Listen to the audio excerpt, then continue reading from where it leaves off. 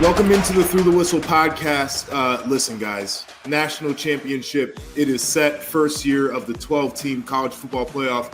Could not be happier to recap the semifinals and to preview the national championship with my guy, Jake Butt, the Michigan Wolverine. I'm Joshua Perry. I want to dive into this. I think we should start with Notre Dame, Penn State. It was the first game that we saw. But you have really good insight on what we saw in the Cotton Bowl between Ohio State and Texas. I can't wait to hear about that, but let's get to the first semifinal. As I said, Notre Dame victorious in that game against Penn State. And I felt like, and you tell me if you felt a similar way, Penn State was doing to Notre Dame what Notre Dame had done to other teams early in that game, pushing the line of scrimmage, established the run game. They were playing a brand of defense that takes you out of your comfort zone. They got up 10-0 at one point. Riley Leonard gets hurt. Stephen Jelly comes in at the end of the half, puts 3 on the board. But if you're Penn State, you probably felt really comfortable going into the locker room. Then the second half of that game, in particular, fourth quarter happens, fireworks everywhere, and Notre Dame finds a way to win. They had done it every time they'd gone out since the NIU game. What were your thoughts watching that one? Yeah, very similar to what you said. I mean, really, even when Steve Angeli, that was a huge drive because it felt like Penn State was in full control of that game. And we know Notre Dame is completely reliant on the ability to run the ball. And for the most part there in the first half before that Steve Angeli drive, like Penn State's defense was dominant, which is to be expected. Abdul Carter, dominant. And also on the flip side, Penn State was able to run the ball. Like they were able to move the ball on the ground. So it did feel like that game was in full control. That drive that Angeli had where he led his team down is maybe the most underrated part of that entire game. I think that drive changed everything. Of course, it's the points, but energetically, in the way he stepped, Joshua, they're bringing pressure. That defensive line was coming. He steps to the side and hits his check downs. He was changing protection. I'm planting a seed here that I'm going to come back to later. I give a ton of credit to him. I give a ton of credit to Marcus Freeman. When you're talking about why these head coaches are paid the sums that they're paid, it's to get those guys ready for those moments. It's 80% that never comes to light. It's all the stuff you do behind closed doors. That drive was so critical for the team. And also, Notre Dame was struggling. I don't know about you. I know there was a serious conversation around me like, man, should Notre Dame go with Angeli in the second half? But it was such a frustrating loss for Penn State. And I get, Notre Dame's a good team. Marcus Freeman's a good coach. And James Franklin sat up there and gave them all the credit in his postgame presser. But, man, I was sick to my stomach thinking that was supposed to be the one for James to take the step. And I've used this word. I said the label is sticky. It is very sticky that James Franklin can't win these top 5 games. That was his chance to peel it off, shower off, and get rid of that stickiness. Whatever it was, they put Elmer, forever Gorilla Glue on that, because to lose in the way they did, in the fashion they did, with the interception, it's like, man, this is what we expect out of James Franklin. And the way the game went, I forgot that that's what I expected out of James Franklin until that last moment. And I said, wow, how could I have believed anything else? That part of it is really frustrating for Penn State fans. No, I mean, it's got to be frustrating there. And I look at this game, and it's really interesting. Like, if you want to get into the James Franklin narratives, I will point out the third quarter was a real problem for Penn State. I personally thought that totality of the game, this was the best prepared that James Franklin had a team in one of these big games in quite a while. I hardly pin this on him just, having a bad game plan, whatever the case was. Thought the quarterback, Drew Aller, was a little bit nervous. You could see that. He was throwing the football, sailing him a little bit high. That's like a hallmark of a nervous quarterback. I saw that with Sam Darnold when he was going up against the Detroit Lions, right? Like, these are things that happen. There was that drop touchdown pass in the first half. Like, I can't say that's James Franklin's fault that they didn't connect on that. It was perfectly placed, just got his eyes turned up to the end zone a little bit too early and didn't complete the catch. But if you zoom into this third quarter, Notre Dame only scored 7. Penn State didn't score at all. It doesn't sound that bad. But you have to think about the confidence that was building for Notre Dame. So they outgained Penn State 128 yards to 25 yards. Penn State ran it for -3 yards. They did not convert a third down in that third quarter. They had the ball for 4 minutes and 11 seconds compared to Notre Dame, 10:49 in that third quarter. That's where the mentality starts to flip, where you have a team that felt like they were on the ropes at halftime. They're able to come out, even the score going into the fourth quarter, and then you get yourself into a battle, right? And I feel like that, to me, was kind of the microcosm of the game outside of Drew Aller. And I know people are going to point to that interception. I think there are a bunch of other plays you can look at. But this idea of Marcus Freeman going into his locker room and saying, we knew we were going to be in a four-quarter game, and we got us one right now, and we have to even the score, get back in within striking distance, and then let the game play out. That was the difference. Yeah, and it goes back to that drive. That third quarter was a continuation of that field goal going into half, which, again, it's a little field goal, but you can't count out what that can mean from a psyche standpoint, from an emotional standpoint. I mean, the fact that your backup quarterback leads you down there, that's going to get the sidelines fired up. That's going to say, man, we do have a chance here. And the way the whole game played out, we'll talk plenty about Ohio State and Notre Dame in a second, but Notre Dame, that is a freaking football team, man. That team is together. They operate as one. They play hard for one another. The Jeremiah Love touchdown, I mean, with that knee brace and fighting the way he did, breaking those tackles, like it Notre Dame at some level, and I know we talked about this on the show, to me it feels like Notre Dame, I bet they feel like they're a team of destiny. And once again, they're being counted out from Ohio State, but they have found ways to win. And I give them a ton of credit. It's a beautiful thing to watch when you have a football team playing the way they play together. I think that, and these guys will tell you straight up, but that loss to NIU early on, I've been in that spot as a player. We lost to Virginia Tech in 14 year. We won the championship. And it forces honesty and it forces hard conversations, but it also builds this callous, and it happens very quickly where you're like, we just got to go out there and do what we got to do. Like, you don't think about all of the other stuff, and consequences don't matter because everything's so immediate anyway. You know what's going to happen if you don't bring your A game. They have been playing basically the same game since they lost to NIU, which is an elimination game from the college football playoff. Yeah. So they get into one of these bad boys, they go down 10-0, they get it to 10-3, and they feel comfortable because every game they have played has been an elimination game anyway. The mentality that they have is so dangerous because they don't care. Mm-hmm. They do not care. They are used to being in the uncomfortable situation because that's the story of the season for Notre Dame. Yeah. And so there's the juxtaposition here, though, which is a team that is completely unified in their direction, a team that believes in their coach, a team that believes in their quarterback, even with his limits. And you everything you said about James Franklin is factual, and I agree. But there's a common denominator over the years here. And, there was conversation about, hey, should Penn State have tried to score at the end of the game? Once they got that first down, yeah, sure, you go into attack mode. But Joshua, what I'm struggling with here is Steve Angeli's a backup in 2 minutes, and he marched down the field and has his team ready. He got to his check downs, okay? He avoided the rush. He played discipline. He didn't press. He operated the offense. And you have a quarterback in Drew Aller who's a 5-star, who's been in your program for years. And where is the awareness, okay? Drew should know it, but that should be over-communicated on the sideline. The fact that going into that drive, your receiver group collectively had 0 catches for 0 yards. That has to be communicated or whispered to Drew. You don't want him to be, you don't want to like mess with his psyche and make him believe like he can't do it. But something has to be reminded. Hey, Drew, listen, we don't need to win the game here. It's a tie game right now. We're cool going into OT. Find your check downs. We have 3 timeouts. Take a sack, whatever it is. it's one play and you could point fingers and not push blame on James.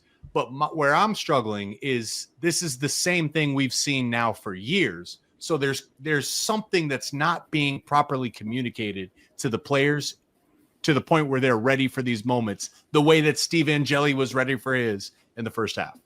No, I mean, I'm with you. I mean, you certainly have to address the preparation for big games. You and I have talked about this, right? Like, I felt like I played for a coach who was very good when it came to getting us prepared to take on really good teams and what the mentality is like so the moment doesn't feel too big. I felt like watching Drew Aller, the moment was too big for him.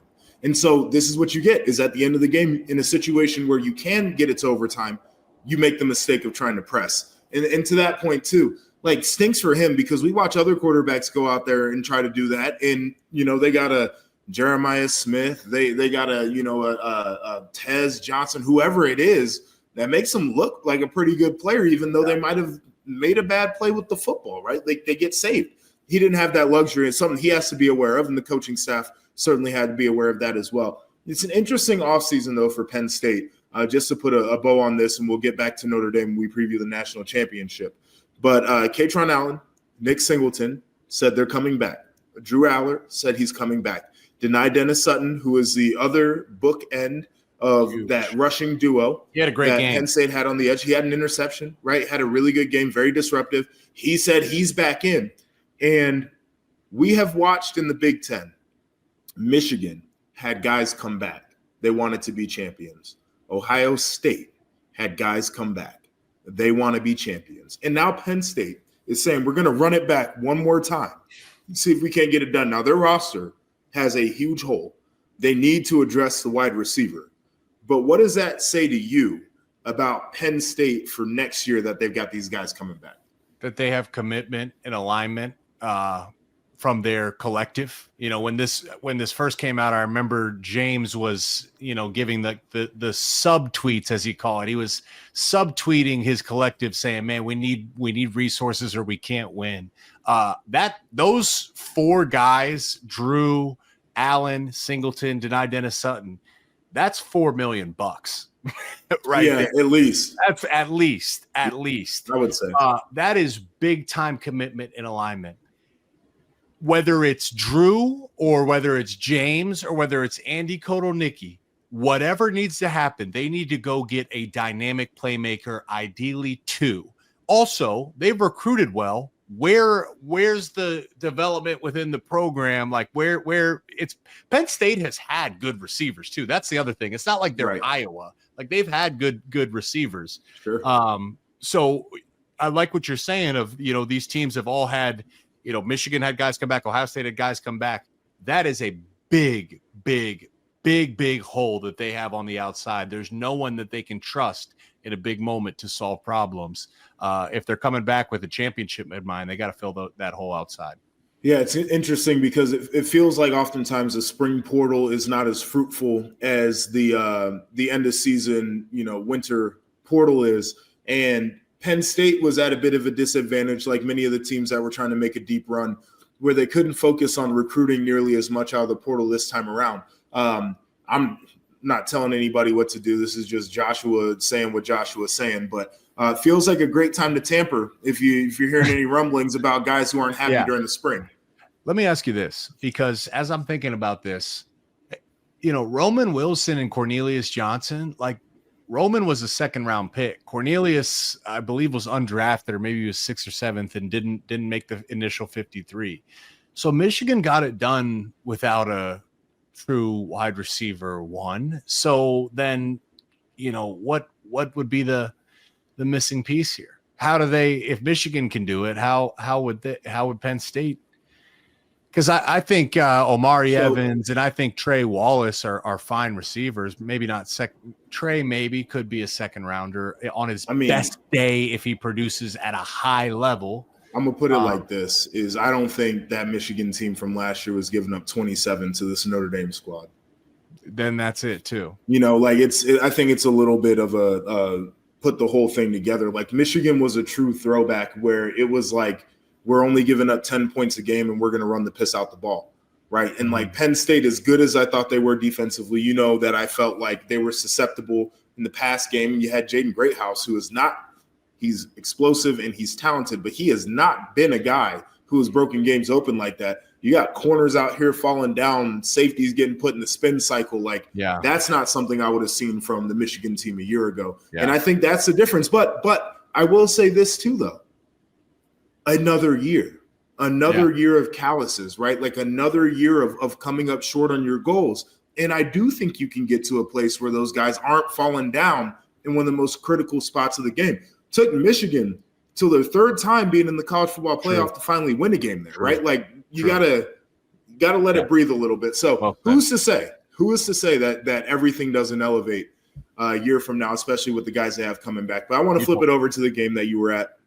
Cotton Bowl semifinal. Ohio State wins that one 28-14 final score. Many things that we can talk about here. I do want to say Ohio State goes down first time they touched the ball. They scored, and it felt like here we go again from what we saw against Tennessee, what we saw against Oregon.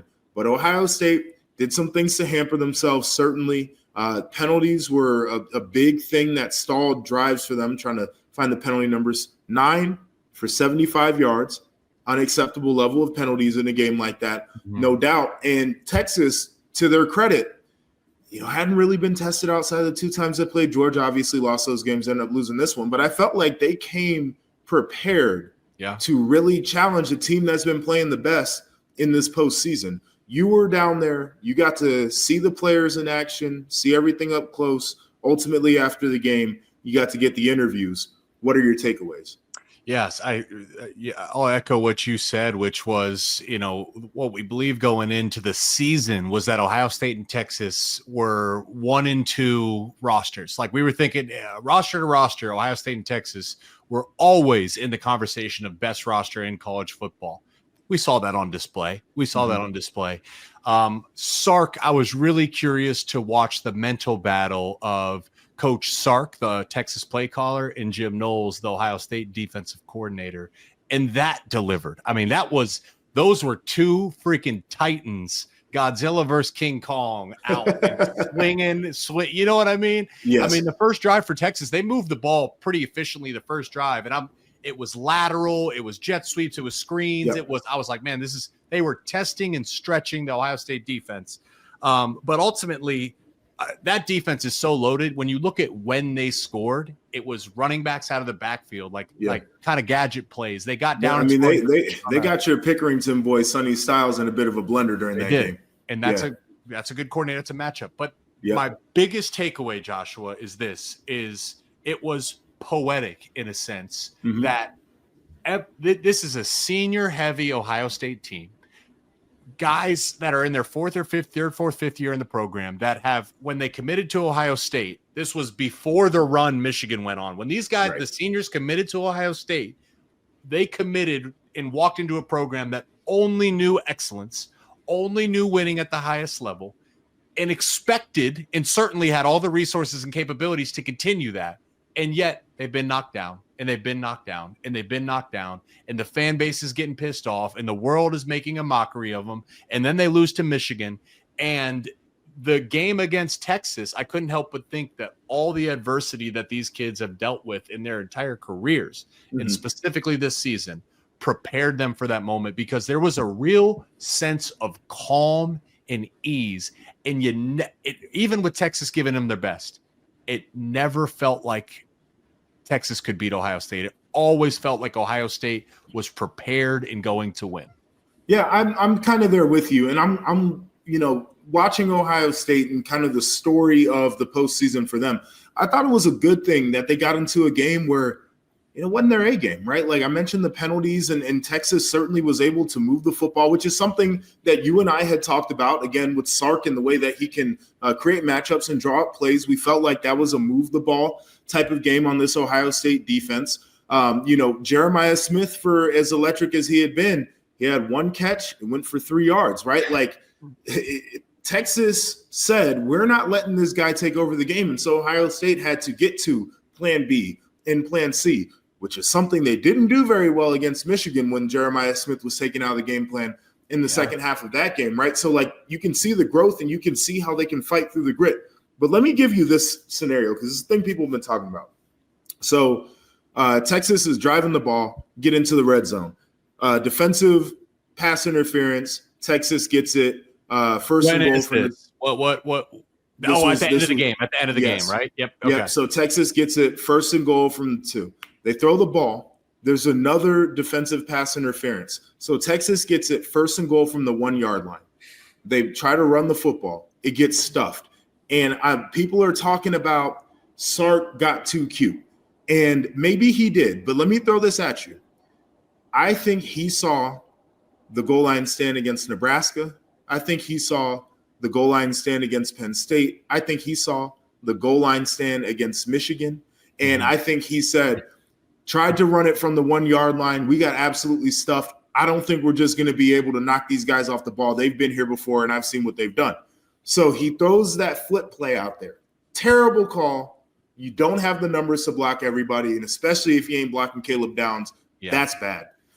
Then drop back. Jack Sawyer gets the pressure on the 3rd down, and then the 4th down play. And Jack Sawyer tried to be the hero. He tried to be the hero against Michigan. Got the interception. Ohio State did nothing with the football. This time he says, I'm going to do it myself. Got the bounce from God right into his hands, and he was scooting for 83 yards down the sideline.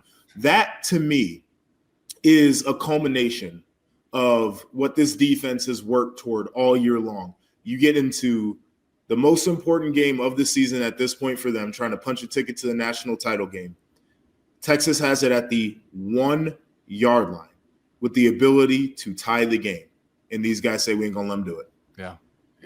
It was a clinic. It's been a clinic all year of that defensive front. And I understand the logic, and I can I get it. It's like, listen, we got to maybe try to get an angle and toss it out. Let's go to the edges.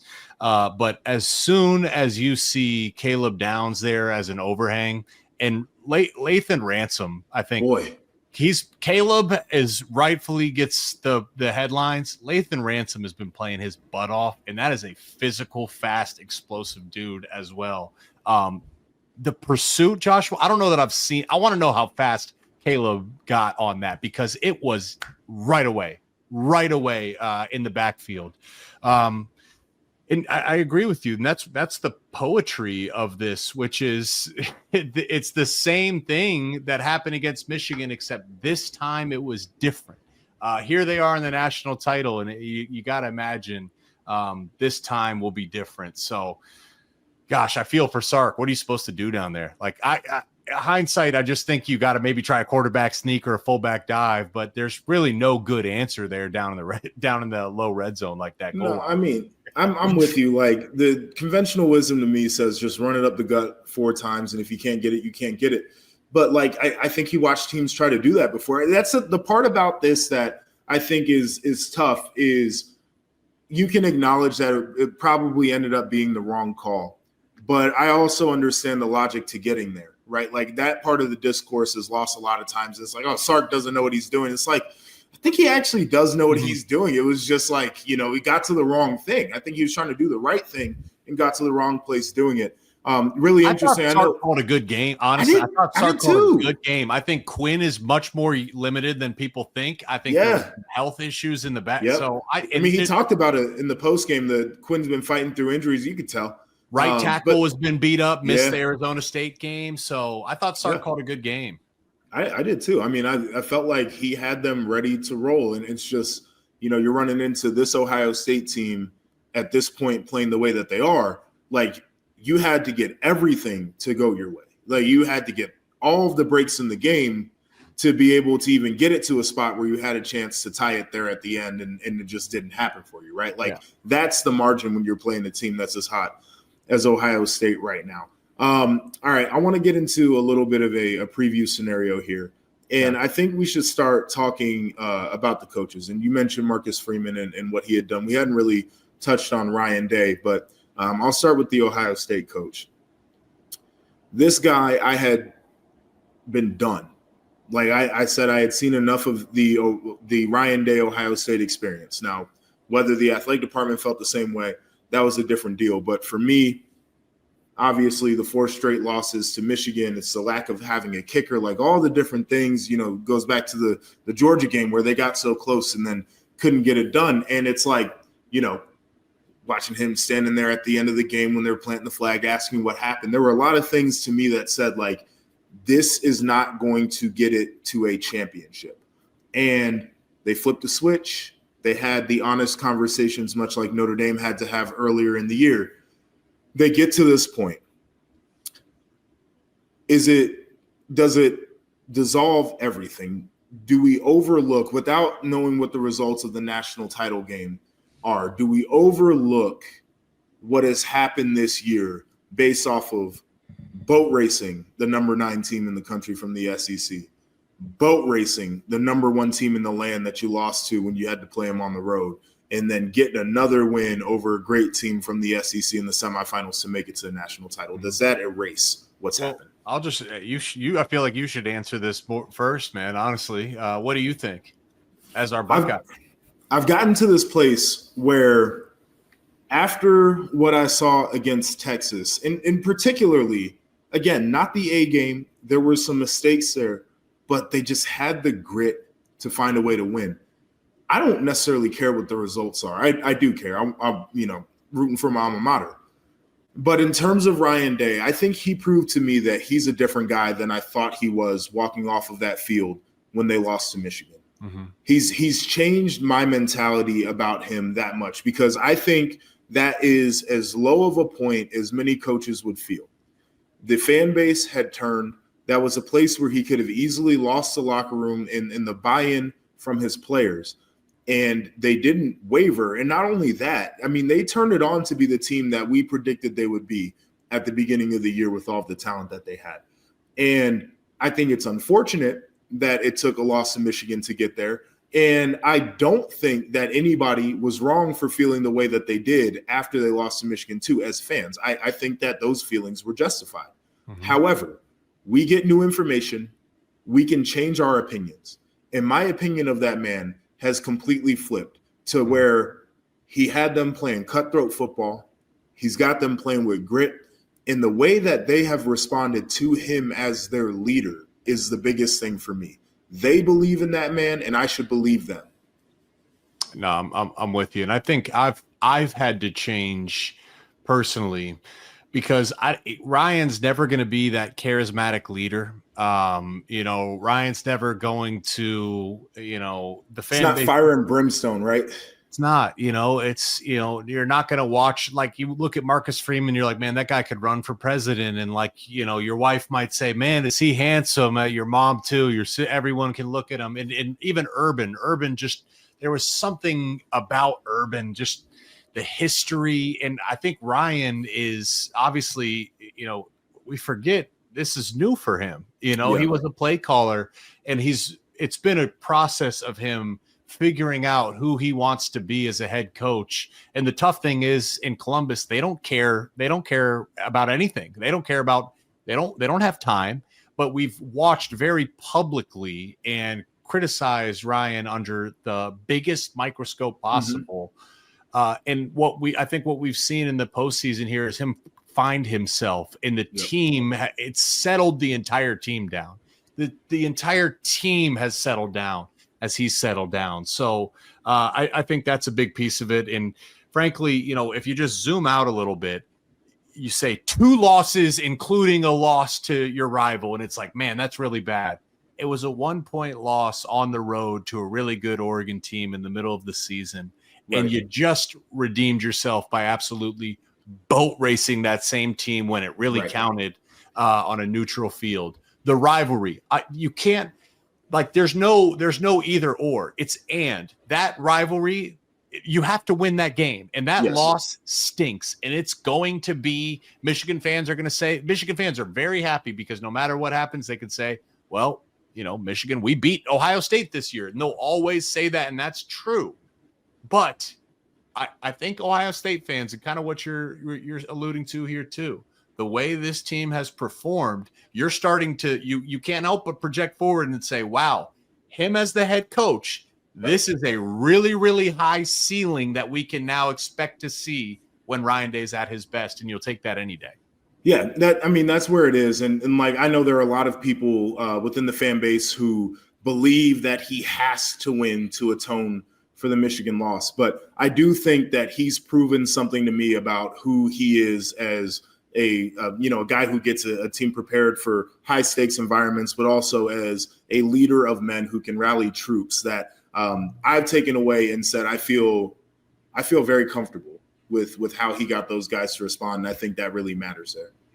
I would say this, and tell me if you agree. I think he does have to win this game to atone the Michigan loss, and maybe you can almost never atone that loss. You almost never can, but it certainly would be just about as close as possible. But if he loses this game, there was a period. If he lost Tennessee, you actually were saying maybe he's coaching for his job. That's off the table now. That's off the table. But now you're saying a win could effectively pretty much atone that Michigan loss. I think that people would be willing to put up with Michigan fans trying to take a victory lap from that game when you have the ultimate trophy in your trophy case, right? That's kind of and it's always been the hypothetical since we got to the 4-team expansion. Well, what if you lost to Michigan? You ended up winning the national title. What if you lost to Ohio State? You end up winning the title. And this year it's like a reality that could be the case. And we'll see what the universe is like. One thing I know is the sun's going to rise regardless. It's always hard to keep that perspective when you get in these moments. Let's flip it over to my guy, Marcus Freeman. There was a time, and that time was September, where people are like, this guy ain't it. Lost to Marshall, lost to NIU, probably the worst upset in Notre Dame history. And he got the job elevated from DC. Like Ryan Day, he had never done it before. Was it a little bit too soon? Does he need to cut his teeth elsewhere? Did he need more experience? And again, just the ability to lead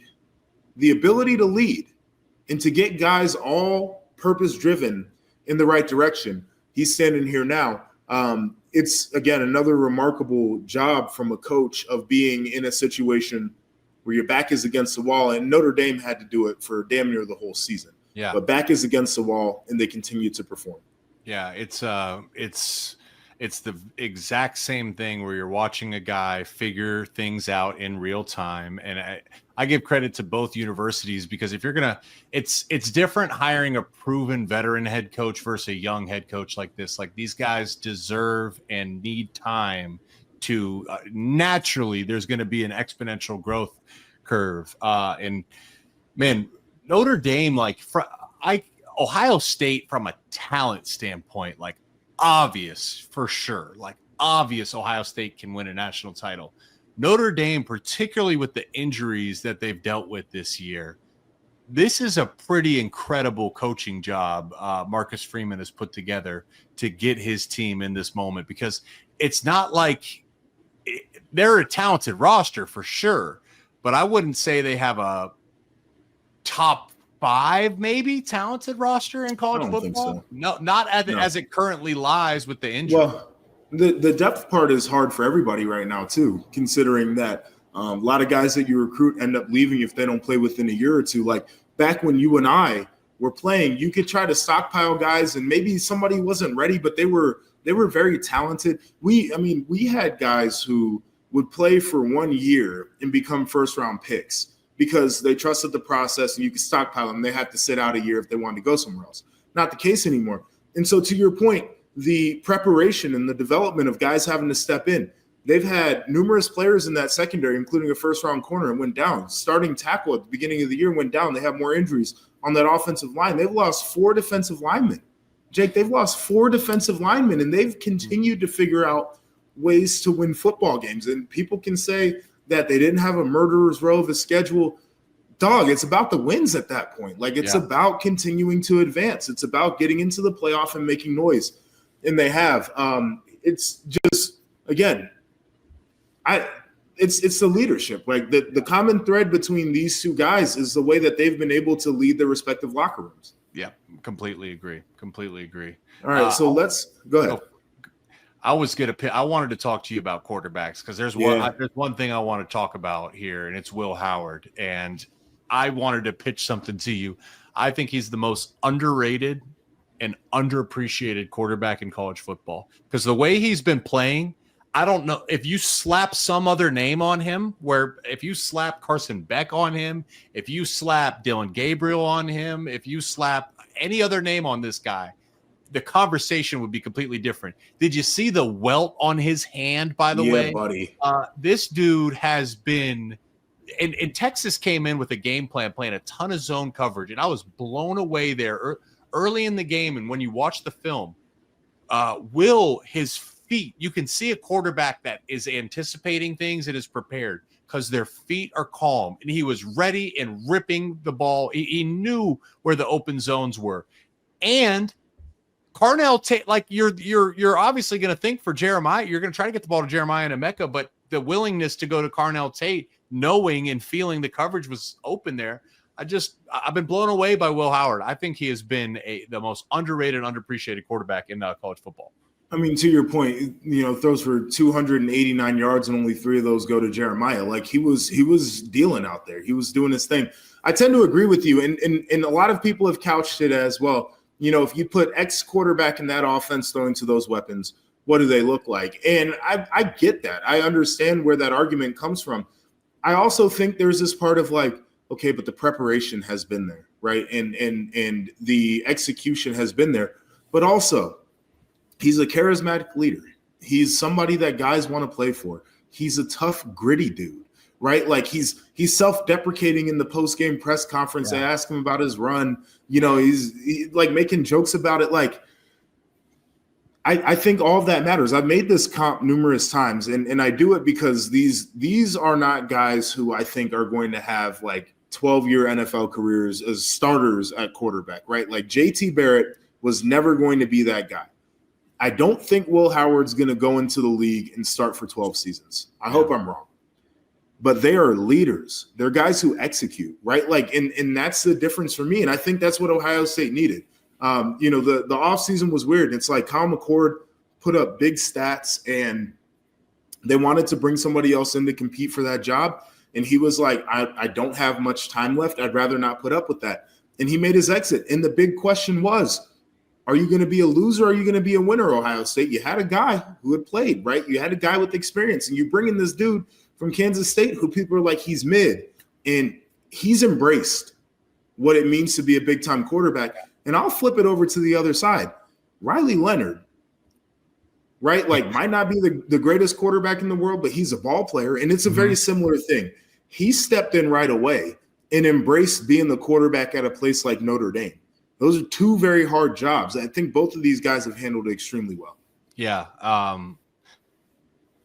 To put a bow on Will, I understand the weapons, and I do get that. But you can tell a lot about a guy by the way his teammates talk about him, and with him only being in Columbus for a year, it's pretty impressive listening to the other guys talk about him and the way they believe in him. And how about the even game sealing first down run? Right. I know he fell, but once again, that's an element that they can go to, but they haven't needed.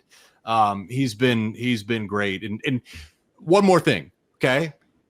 He was 0-3 against Texas. Okay. So the whole postseason was about redemption for everybody. So it was, and then Riley's not gonna, Riley has his limitations as a throwing quarterback, but man, does that dude put his body on the line that his teammates know he's going to put his body on the line. And I just know, cause I've been in offensive huddles, what that does for the O lineman and everyone else. They're like, that's like having your king lead you into war. Like it does something for the troops.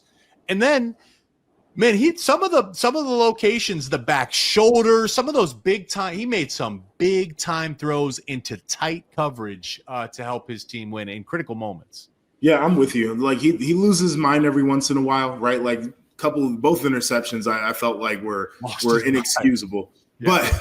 But the totality of the Riley Leonard experience is you have a guy who is always going to continue to fight.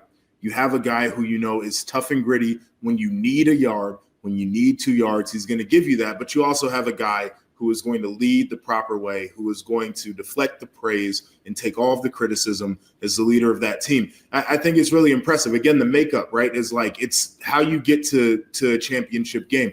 I wanted to ask you this because – lines open up and, anywhere from 8.5 to 9.5 points I was seeing out there, Ohio State's going to be favored.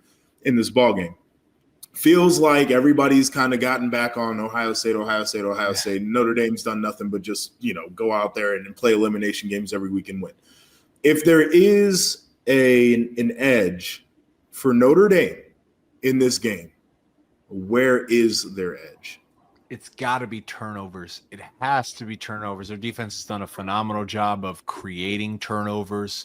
Ohio State, I want to say they are averaging literally 1 turnover a game. I think they're 15 turnovers in 15 games. I think they're averaging right about 1. Notre Dame has to get that number up to 2 or 3, and then the offense has to take advantage of it. It has to be turnovers.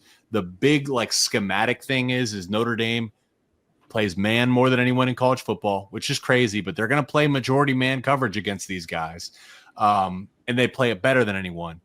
But can Al Golden show a shell pre-snap that looks like man? So Will Howard is thinking, oh, I've seen this before. It's man coverage. I have my glance route or my bang post route.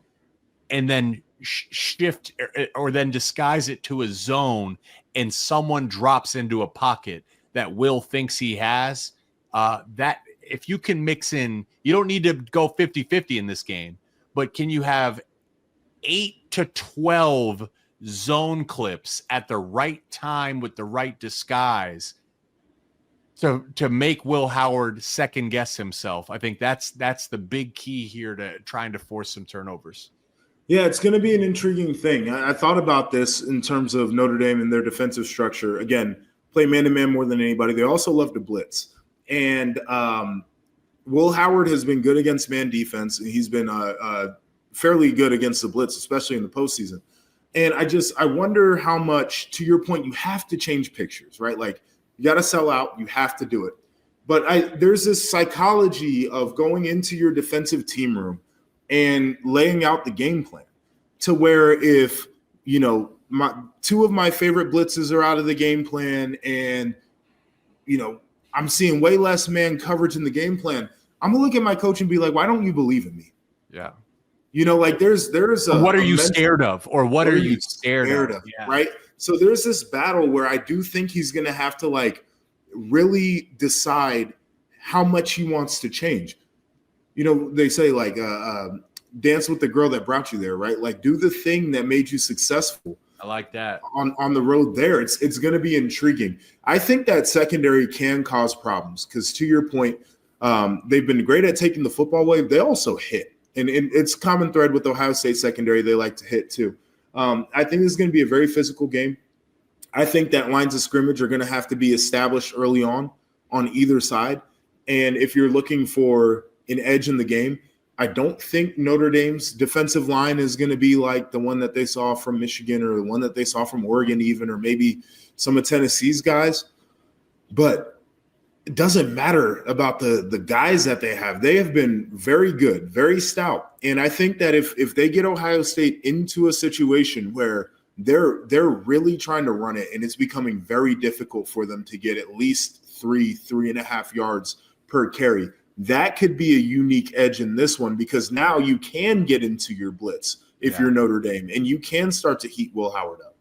I have real concerns about their ability to do that consistently for 60 minutes. I'm just being flat out. And I think the resources you would have to commit to feel good about that, may or may not be worth it because put Emeka in the slot and let's see who can dance with them. It's not going to be many. Carnell Tate, my goodness. Yeah. It's good. On the flip side too, Joshua, the way Ohio State's been playing defense, they're playing out of their minds, man. They're playing out of their freaking minds. And I have real concerns about Notre Dame's ability to run the ball. And one thing that Jim Knowles has done is they've been playing a ton of split safety defense. Yes, they have. And they put Hancock, their nickel, at safety with Ransom. And to our viewers, just think about it. Of course, cover 2, split safety. That's a pass coverage. Those 2 safeties have shell on each half of the field. That is a pass coverage. Or you play 1 high, so your extra safety comes down in the box to stop the run. So we'd have checks offensively. If it was 2 high, we'd run it. If it was 1 high, we'd pass it. That you'd have literal checks based, and then they put what Jim Knowles has done is put Caleb Downs like 10 yards over the ball, and he's like a rover free. And what's tough, JP, is when I'm calling a run game, you ever heard about the Mike point? So the offensive line and the tight ends will call out the Mike, and I know my double team is to the Mike +1. Okay, so you try to count for everyone in the box. Caleb at 10 yards, you don't count. He's not part of the run count. He's too far back, except he's not, because he triggers right away and he's down there hitting your running back. So they're playing too high shell, hard to throw against, but they're playing it with like a one high structure because they have a safety flying down in the box. Yeah. And it's really, really hard to do anything against it. Well, and I'll tell you, too, the way that they fill with the safety has been extremely unique because they say we got physical safeties, we got guys who can tackle. So our safety does not always have to roll outside. We roll our safety into the box. And I think that presents other issues as well, because not only are you getting this guy who maybe you're not even counting him in the blocking scheme coming fast downhill. That's a mismatch when that guy's on the move, and that's a moving target for one of those big dudes on the interior to try to get hands on him. That is very, very difficult to deal with as an offense. That was Texas. Like the tackles trying to pull around and we call it get color at a certain point. Get color. He couldn't touch Caleb. He can't touch Caleb because he's as physical and as strong as a linebacker. Is the thing is Caleb's that strong. So it's going to be intriguing here. I think a lot of edges in this game. I mean, the coaching matchup too. We talked about Marcus and Ryan, but like you look at the coordinators as well, and Mike Denbrock's done a great job with that offense and elevating that personnel. We know Jim Knowles, we just talked about his defense. You flip it over, Al Golden has been fantastic this year, and Chip Kelly has come in and changed some things for Ohio State that have been really good. You've got big brains in these meeting rooms. They got a little extra time to prepare. I'm curious to see what that looks like. Final question I'll ask you before we get up out of here. If it comes down to the kicking game, who's winning? Oh, you know who's winning that. It's not Ohio State. I don't know what needs to happen there. It's not Ohio State. It's Notre Dame. And Notre Dame flipped the script. They were not a great kicking team during the regular season. They have been phenomenal in this postseason. 7 of 8, I think he is in the postseason. 2 for 2 against Penn State. Yeah. Big returns in the postseason we've seen as well. Just kind of the different things in the margins. And Notre Dame's been a team historically. It's been really good at blocking kicks, blocking punts. That should factor into a game like this. Everybody's got to sell out to try to get the dub here. But that'll do it for us on Through the Whistle. If you want more of this, you can catch us on CHSN, Big College Football Show, 5 Central. Jake Butt's always doing a great job over there. I'm just trying to stay out of trouble. Go ahead. Let me end this with a little trivia. When is the last time Notre Dame beat Ohio State? Do you know this already? Last time Notre Dame beat Ohio State. I think I do. It was a very long time. I would say like 1936 or something. It was 1936. That is there you go. Insane, right? I mean, what? Yeah. That doesn't even feel right. But I remember we played Notre Dame in the Fiesta Bowl. It was a hell of a matchup. We talked about this earlier. This is the last thing I'll say. I've got immense respect for some of these really prominent programs. Because I know how difficult it is to walk into that locker room with the history that exists in some of these places, the expectation that exists in some of these places, the legacy of certain position groups at some of these places. Yeah. And so anytime, we talked about it with our rivalry, Ohio State, Michigan, but like walking onto that field, getting ready to suit up against Notre Dame, immense respect for that program. And I think that everybody entering this game has to have that mentality of respecting the opponent. Agreed. All right, well, that'll do it for us. This was Through the Whistle. We appreciate you hanging out. We'll be back to recap next week, big national championship game. But until then, be good. Yeah.